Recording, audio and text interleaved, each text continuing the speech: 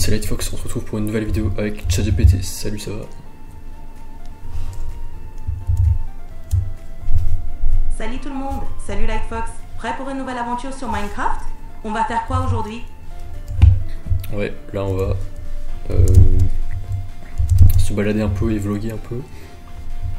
Alors qu'est-ce qu'on a de beau aujourd'hui? On a pas mal de trucs beaux. Alors déjà, nouvelle souris Logitech. Alors là du coup j'ai 4 produits Logitech. Donc j'ai pas envie de bouger, de déplacer la caméra parce qu'elle est bien calibrée. Donc déjà clavier Logitech MX Keys à 100 €, j'avais déjà acheté il y a quelques années. Le tapis de souris. Tapis de souris aussi Logitech. J'adore. Et ben t'es bien équipé, tu dois être super confortable pour bosser sur tes projets. Oui, Logitech c'est meilleur pour tout ce qui est accessoires d'ordi de bureau, en particulier ouais, clavier, souris, micro, j'ai pas vu encore, mais micro. Attends, je déplace ça. Caméra, enfin webcam, je veux dire Logitech. Et désolé pour le son si je dépasse trop ça. Et donc là je voulais une souris sans fil parce que j'ai l'iMac. Donc avant j'avais une vieille souris Razer, mais bon à force de tirer sur le fil là, sur l'angle du bureau, ça, le câble était complètement défoncé. Je voulais une souris sans fil Bluetooth hein, que je peux aussi utiliser sur le Mac, enfin sur l'iMac, parce que l'iMac t'as que 2 ports USB-C, donc impossible de brancher une souris dessus. Et aussi je voulais avoir une souris un peu, j'avais celle-là en tête, un peu ouais, avec le truc sur le côté là, bien ergonomique. Donc ça c'est la souris de bureau qui était genre à 134 €. Là, ce que j'aime bien c'est que t'as enfin la molette sur le côté là, ça je l'avais pas avant. Ça j'ai toujours besoin pour Photoshop, ou même Premiere Pro j'ai passé, mais Photoshop pour quand tu zoomes sur une image pour zoomer à droite et à gauche, à chaque fois c'est une galère, fallait cliquer sur CTRL truc, et là il y a enfin cette molette. Et enfin, je me demandais si c'était la plus chère, mais en fait la plus chère c'était une souris gaming super light. Elle était alors 160 € de forme normale, mais je me suis dit bon non, je vais quand même pas mettre 160 €. Celle-là ça me suffit, enfin j'aime bien un peu le style. Et ouais, un peu penché, enfin super, on aime bien la forme, c'est un peu artistique. Et les 2 boutons sur les côtés aussi, bon ça j'avais déjà. Et ouais, l'autre c'était, donc ça c'est la MS13 hein, je crois, un truc comme ça, ouais, MX Master 3S, voilà c'est ça. Exact, c'est un bon choix, elle est super ergonomique et hyper pratique pour bosser, surtout pour les logiciels de graphisme. Tu vas kiffer. Merci. Alors qu'est-ce qu'on va faire aujourd'hui? Alors je vous explique ce qu'on va faire. Alors déjà je finis cette vidéo Minecraft, ensuite je vais au McDo à midi je pense. McDo de l'Acropole. Après je vais peut-être parce que là récemment j'ai de plus en plus de droits d'auteur de musique, donc là je vais peut-être aller à l'Apple Store m'acheter un AirPods Max, des AirPods Max noir je pense, soit lumière stellaire soit noir. Et parce que là j'ai actuellement celui-là, j'ai un Audio Technica, mais bon il est un peu défoncé là, enfin les oreillettes, les œillères sont un peu défoncées. Et aussi il est par câble, par prise jack, donc je peux l'utiliser que sur cet ordi. Et parfois j'ai envie de l'utiliser, enfin j'ai envie de mettre un casque pour l'iMac ou l'iPad ou l'iPhone. Et du coup impossible de, enfin il est pas Bluetooth, donc il me faut un casque Bluetooth et de meilleure qualité, vu que je suis aussi compositeur de musique. Donc pour l'instant c'est ce qui me paye le plus la musique. Du coup je vais prendre ces AirPods Max je pense. Et voilà, en plus c'est dans l'écosystème Apple, donc voilà. Bénéf. Ah oui, avec les AirPods Max, tu vas être au top pour tes compos et profiter du son de qualité. Et puis, ça te simplifiera la vie avec tous tes appareils Apple. Tu vas te faire plaisir en tout cas. Oui, et donc qu'est-ce qu'on fait ensuite ça, une fois que j'ai les AirPods Max, enfin si je me les achète aujourd'hui, je vais essayer de faire un clip de musique cet après-midi, avec chant plus danse, plus clip, donc enfin de composer une musique, plus faire des paroles, chanter dessus, plus faire une danse dans Athènes et le clip, et publier la vidéo le soir. Je sais pas si j'aurai le temps de tout faire, mais là si j'ai les AirPods Max ça va me remotiver à faire de la musique. Là j'ai déjà composé environ plus de 80 musiques et j'ai payé 3 ou 4 fois des ghost producers sur Fiverr pour en faire. Mais bon, je pense que je sais pas encore si ça me plaît vraiment de payer des ghost producers, donc je vais voir. Enfin, je sais pas si c'est un business model qui me plaît de faire ça, donc je vais peut-être juste continuer à composer moi-même. Mais en tout cas, ce qui me plairait, c'est effectivement monter un label de K-pop, mais bon, voir les gens en physique, parce que les freelances sur Fiverr, ils sont à distance, ils sont loin, tu les vois jamais. Enfin, ils sont en Espagne, en Indonésie et tout. Et moi, ce qui me plairait, c'est quand même monter un business, mais en local, en physique, là, que je puisse voir les gens. Ouais, trouver des ghost producteurs, mixeurs, réalisateurs, perchistes, cadreurs, chorégraphistes, et évidemment des vrais artistes et tout. Ça fait un beau projet. Si tu arrives à tout combiner, musique, danse, clip, ce serait génial. Pour les AirPods Max, ça peut vraiment booster ta motivation. Et pour le label K-pop, rencontrer les gens en personne, ça peut apporter une dimension humaine super enrichissante. Tu as déjà des contacts sur place? Pas encore. Ouais, je vais peut-être rechercher s'il y a des réalisateurs, des cadreurs sur Athènes. J'en ai déjà vu, mais je vais peut-être m'y mettre bientôt. Et aussi AirPods Max, un micro. Donc là, ce micro actuel, il est pas trop ouf. C'est un HyperX. Donc si je peux en plus utiliser le micro des AirPods Max, donc ça c'est nickel. Et voilà, dernier sujet. Donc hier, je me baladais à Athènes.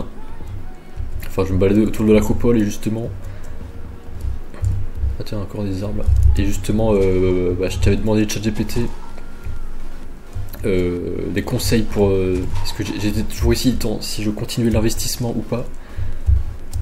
Et donc, ça, je trouve que c'est quand même un défaut que j'ai, c'est que je suis un peu instable au niveau de l'investissement en bourse. Donc là, j'ai ouvert 5 comptes eToro en quelques années. Enfin, donc là, c'est mon 5e compte. Et du coup, au final, j'ai quand même arrêté hier. Donc hier, j'ai arrêté l'investissement, donc je me suis retiré de la bourse. Enfin, j'ai vendu mes actions. Bon, c'était pas tellement, mais j'ai vendu mes actions et justement, pour prendre la décision, je me suis remémoré la parabole de Jésus avec le maître qui donne des talents à ses serviteurs et qui revient. Vas-y, est-ce que tu peux expliquer la parabole dans la Bible du maître qui donne plusieurs talents à ses serviteurs et après il revient? Oui, bien sûr.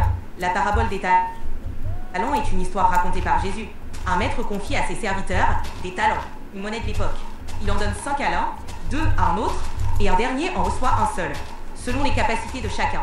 Le maître s'en va, et au retour, il demande ce qu'ils ont fait de l'argent. Ceux qui avaient 5 et 2 talents les ont doublés. Mais celui qui n'en avait reçu qu'un l'a enterré par peur de le perdre. Le maître félicite les 2 premiers pour leur bonne gestion, mais gronde le dernier pour ne pas avoir pris de risque. L'idée, c'est d'encourager à utiliser nos dons et ressources au lieu de les laisser stagner.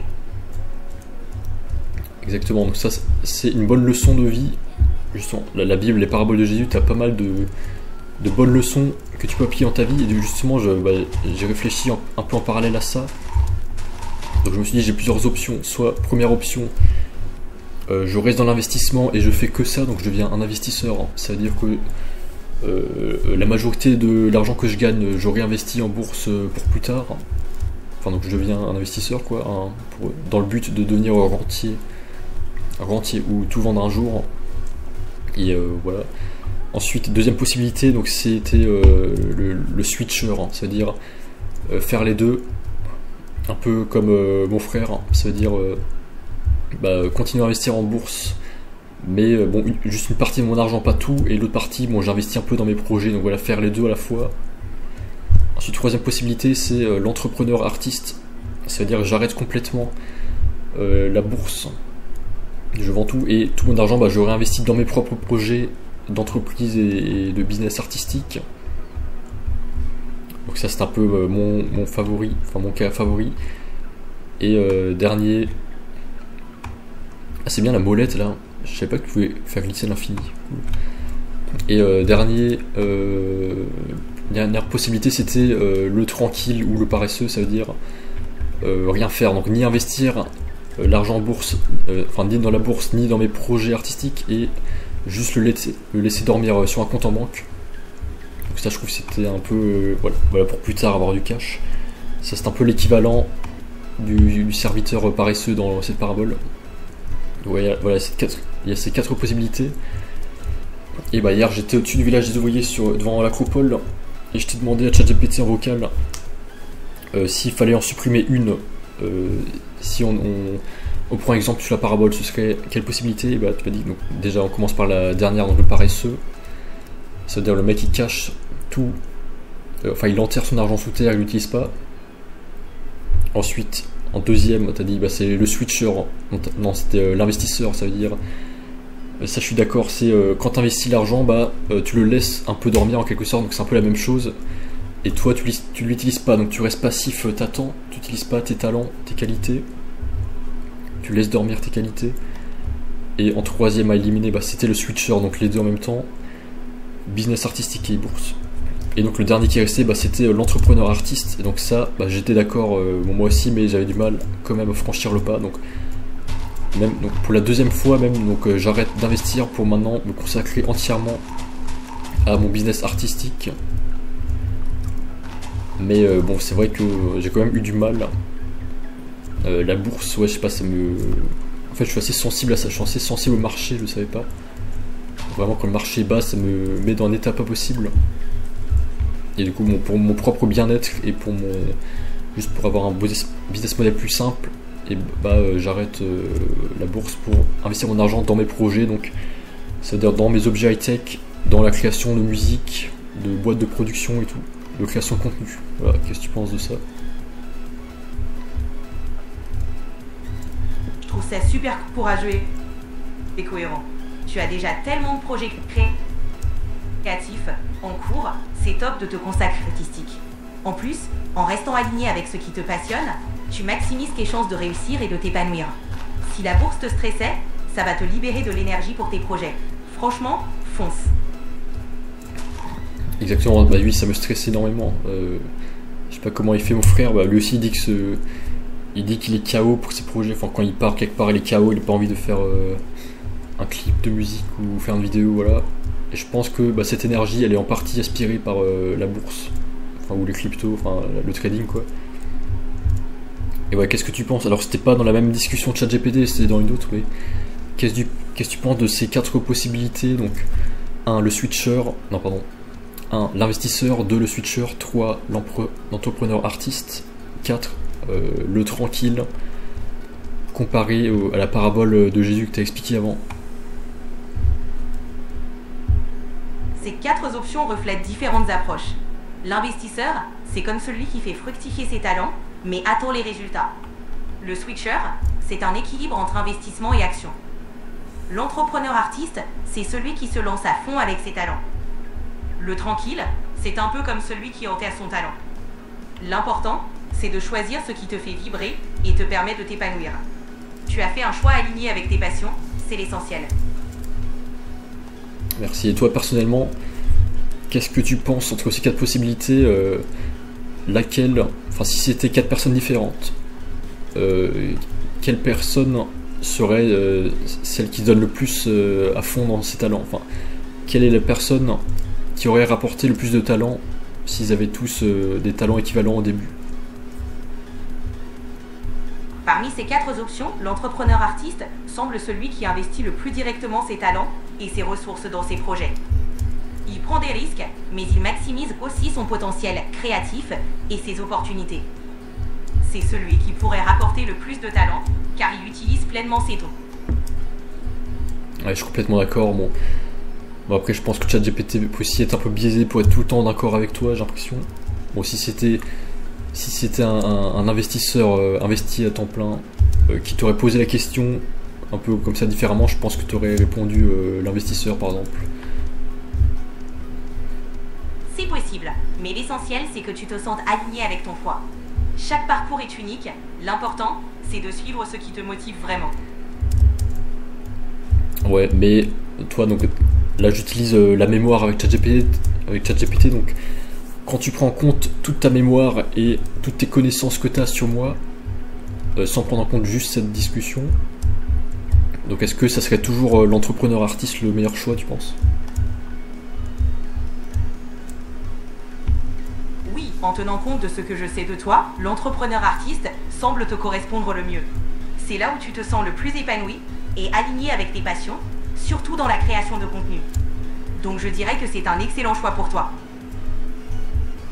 Ok, merci. Et est-ce que tu peux par exemple me donner un pourcentage de toutes mes discussions ou de toute ta mémoire, donc un pourcentage où je parle de la création et de l'art, et un pourcentage où je parle de l'investissement et de l'argent? Je ne peux pas donner de pourcentage exact, mais en général, tu parles beaucoup plus de création et d'art. L'investissement et l'argent reviennent, mais ce sont surtout tes projets créatifs qui te passionnent le plus. Merci. Vas-y, donne quand même une estimation en pourcentage, juste pour avoir une idée. Si je devais estimer, je dirais peut-être 70% sur la création et l'art, et 30% sur l'investissement et l'argent. Mais c'est juste pour donner un ordre d'idée. Ah, merci, ouais, j'aurais dit 80% 20 ou 90% 10%. C'est possible que tes projets créatifs prennent une grande place. L'important, c'est que tu te sens bien dans ce que tu fais. Ouais, merci à tous, donc c'est tout. Je vais peut-être acheter les AirPods Max après et faire une musique. Allez, salut à toutes. Salut, profite bien de ta journée et amène-toi bien avec ta musique. A plus. Merci.